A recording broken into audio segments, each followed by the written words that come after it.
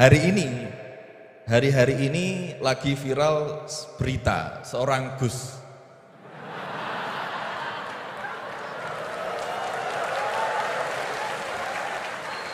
Mohon izin. Yang mungkin berceramah dengan kalimat yang kurang baik, mungkin diniatkan guyon tapi malah melukai hati orang lain. Tapi Masya Allah Gus Baha guyon tapi tidak pernah melukai hati orang lain. Sebenarnya sejarah panggilan Gus ini seperti apa?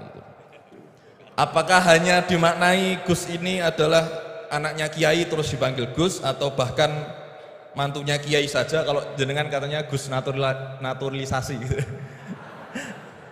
Atau Gus swasta atau apa itu, atau bahkan bukan siapa-siapa kemudian bisa dipanggil Gus, sehingga misalkan kita sekarang bisa ini berlomba-lomba menjadi Gus bareng-bareng, jadi pokoknya lomba-lomba. Nah, dan apakah ini hanya di Jawa saja? Karena di Madura juga kami sering mendengar ada panggilan Lora. Lah ini sejarahnya sebenarnya apa gitu loh. Baik, Prof. Quraish dan Gus Baha, mohon izin kita buka forum tanya jawab. Kita masih punya waktu agak longgar, lebih satu jam. Monggo Ibu Bapak yang ingin bertanya nanti tolong sebutkan nama, dan kalau ada institusinya bisa disampaikan. Ya, singkat padat.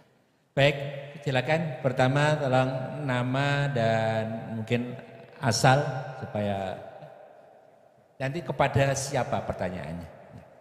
Duduk tidak boleh? Kepada saya ya, kepada Gus Baha dan Prof. Quraish. Ya. Duduk boleh? Ya, silakan. Ya. Bismillahirrahmanirrahim. Assalamualaikum warahmatullahi wabarakatuh. Perkenalkan, nama Al-Fakir Maulana dari Solo. Saya akan bertanya kepada Gus Baha. Niki Gus, sebagaimana tema hari ini, memahami Al-Quran dengan meneladani Rasulullah. Kami sering mendengar pengajian Gus Baha, yang mana Gus Baha sering mengaturkan, sering berkata, semakin banyak ayat yang kita pahami, semakin kita dekat dengan Allah Subhanahu Wa Taala. Kurang lebih begitu, kalau salah nyuwun ngapunten.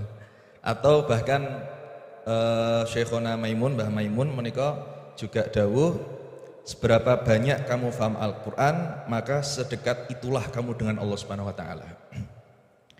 Pertanyaannya Gus, kami terutama kula mewakili anak muda yang awam ini, banyak yang tidak jebolan pondok pesantren, bahkan tidak tahu bahasa Arab, hanya bisa membaca terjemah.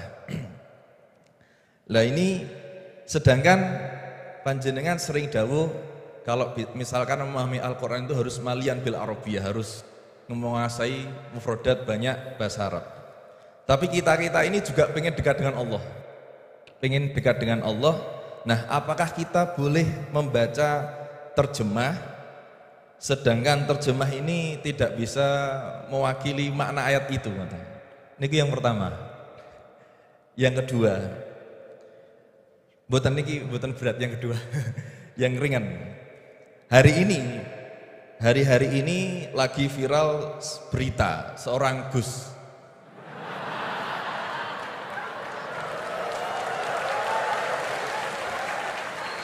Mohon izin.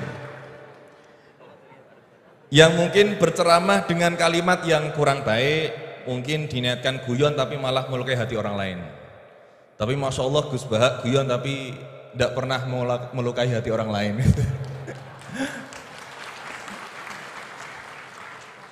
Nah, pertanyaan saya Gus, ngapunten, karena ini pasti ke Gus Baha, tidak mungkin ke Gus Quraish Shihab, tidak mungkin.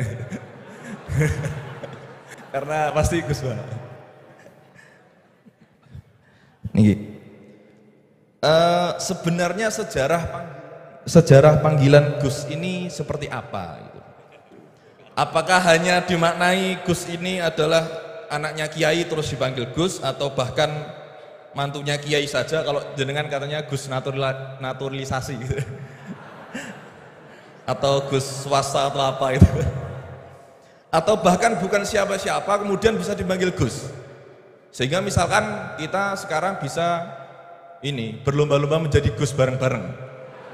Jadi pokoknya lomba-lomba. Nah, dan apakah ini hanya di Jawa saja? Karena di Madura juga kami sering mendengar ada panggilan Lora. Lah ini sejarahnya sebenarnya apa gitu loh. Apakah juga kalau sudah menjadi kiai tidak bisa menjadi Gus lagi? Atau kalau sudah menjadi Gus tidak bisa naik menjadi kiai?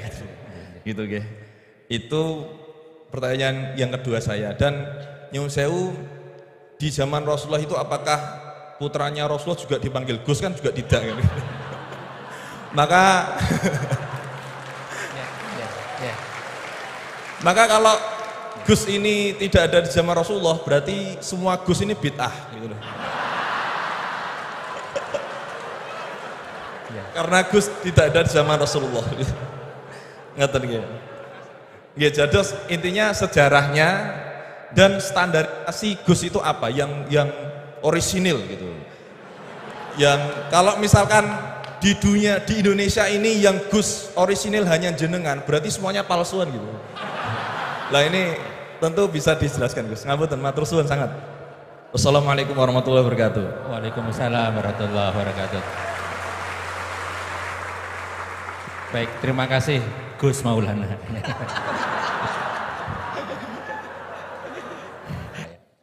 Ya, yang pertama Gus Ba, ini dari Gus Maulana tadi.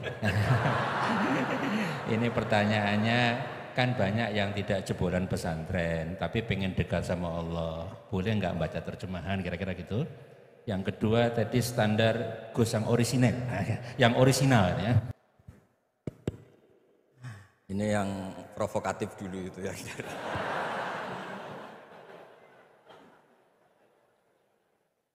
Semoga diampuni oleh Allah Ta'ala. Begini, satu itu saya tidak medsosan, tapi ya dengar-dengar laporan macam-macam lah tentang sekian pihak itu. Begini, saya cerita ini biar sampean tahu bahwa Pak Rektor ngundang saya ini tidak salah. Kan? Memang benar-benar pemateri yang baik.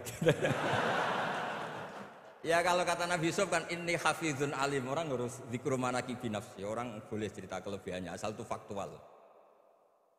Begini, suatu saat, ini cerita di kitab Ihya, suatu saat Nabi Musa itu sholat istisqa. Itu doa apa saja itu sudah dipakai, nggak mandi. Nabi Musa kan? Nggak mandi, tetap nggak mandi. Kata Allah, inna fihim namaman, di komunitas Anda yang ikut sholat itu ada yang tukang adu-adu, namam, provokator. Maka kamu doa kayak apa tetap enggak akan saya ijabahi. Nabi Musa, ya gampang Gusti, tunjukkan orang itu siapa, nanti saya usir dari majelis.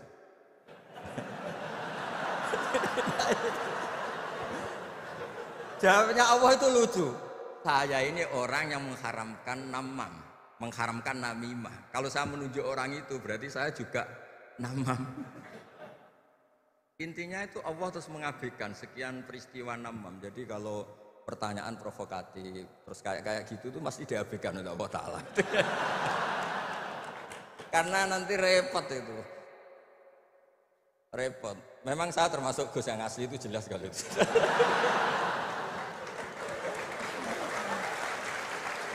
Itu, nah ini Pak Fatul Lahir tahu betul keluarga saya karena beliau orang Jepara ngajinya di. Ya, terus masalah fatwa tadi, fatwa sosial atau memahami pakai terjemah begini seperti yang dikatakan Pak Kures. Ada pegangan yang umum kayak sidik, amanat, tabligh, fatwa. Itu memang lewat terjemah nggak apa-apa. Tapi ada terjemah yang nggak mengganti bahasa Arab. Misalnya kata sembahyang, mungkin perasaannya orang Bali sembahyang itu apa, perasaan kita sembahyang itu apa, itu kan subjektif. Misalnya begini, ada ayat yang agak sensitif. Ketika Anda salah paham dengan istri itu wadribuhun, fahjuruhunna fil madoji wadribuhun. Itu kan riskan betul. Maka pukullah istri kamu. Pukul itu kan konotasinya itu buruk. Tapi di semua tareh, saya bilang tidak sebagian, di semua tareh itu disebut dorban ghairu mubarrihin, mukul yang tidak melukai. Jadi orang Arab itu punya adat. Kalau kecewa itu dorobu bin ni'al wasau. Jadi mukul itu pakai kain, pakai kacu, pakai. Nah, di Jawa kata mukul itu ya mesti kekerasan gitu. Nah yang jenis ini itu riskan kalau dari bahasa Arab pindah ke Jawa. Jadi ada yang riskan, ada enggak. Nah, sebab itu saya sering bilang, saya ini kan belajar tafsir insya Allah lah, khatam. Cuma saya tidak suka nulis, karena sudah ada yang nulis. Karena saya nulis tetap saja dianggap top Pak Kures, jadi tidak usah nulis lah, sudah ada. Begini, yang penting saya menghormati beliau karena nulis khatam. Pentingnya nulis itu memang khatam, mulai awal A sampai Z. Pentingnya khatam itu apa? Di situ ada dialog. Ada dialog Allah sama nabinya, sama kekasihnya, bahkan sama musuhnya. Misalnya sama musuhnya. Itu Nabi Musa masih dibilangi sama Allah, faqula lahu qawlan layyinan. Ini penting saya utarakan. Nah, suatu saat Harun Ar-Rasyid ini didatangi ustadz. Mungkin ustadz yang amatir lah, masih latihan ustadz, jadi masih ekstrim gitu. Ya Amirul Mukminin, ini nasihun lak famusyaddidun alaika fala tajidanna fi nafsika aliyya syai'an. Biar sampai latihan bahasa Arab nanti Pak Rektor. Bukan Anda, Gus naturalisasi tadi Anda. Saya akan memberi nasihat engkau. Kemudian cara nasihat saya itu musyaddid, ekstrim. Maka jangan kamu anggap serius. Maksudnya jangan penjarakan saya ketika saya nasihat ke kamu ini kasar. Jawabnya Harun Ar-Rasyid itu langsung bilang gini. Bilang ya jahil, ini karena Arab. Orang Arab itu kalau ngomong jahil itu tidak sekasar yang kamu bayangkan, karena makanya bahasa Arab itu susah. Saya itu ini cerita ke Pak Kures, ini curhat, bukan cerita mufti, curhat. Kiai Jawa kalau maknani wailak waihak itu ciloko kue. Padahal sering Nabi itu kalau kecewa sama seseorang bilang wailak sama waihak. Akhirnya santri tanya, lo katanya Nabi itu halus sopan santun kok ngendikan wailak waihak, yang artinya itu celaka kamu. Ada orang tanya Nabi dan orang itu tidak paham. Nabi ketika apa? Sakilat ka umuk. Cek siale mbokmu dan anak gue. Diterangkan enggak paham. Tapi sarah-sarah kayak kitab Irsyadus Sari itu bilang gini. Kalimatu tarohumin wa talatufin. Ini kalimat yang orang Arab tuh merasa dekat sehingga bilang wailak waih. Tapi Kiai Jawa tetap saja maknani ciloko. Masalahnya di konteks itu yang dawuh itu Kanjeng. Nah, sing ngendikan ini orang Solo ini kan enggak apa-apa. Kayak bakat gitu aja terus orang gitu. Nah, yang seperti ini nggak bisa dipindah ke terjemah. Dan itu saya teliti dari sekian tradisi. Ya tadi kayak wadribuhun. Makanya terus ulama nyusuli dorban ghairu mubarrihin. Mukul tapi tidak melukai. Karena orang Arab itu biasa kecewa mukul pakai peci. Tapi kalau orang Jawa nggak bayang. Kedua misalnya contoh mahar. Orang Arab kalau masih mahar itu banyak. Karena jumlah bahar banyak, kemudian setelah suami istri hubungan intim, setelah dicerai itu kadang kepikiran ngambil karena maharnya misalnya alpat 1 miliar gedung. Sehingga harus ada pelarangan mengambil ulang mahar. Wa in aradtum istibdala zawji makana zawji wa ataitum isdahunna qintaran fala ta'khudhu minhu syai'a.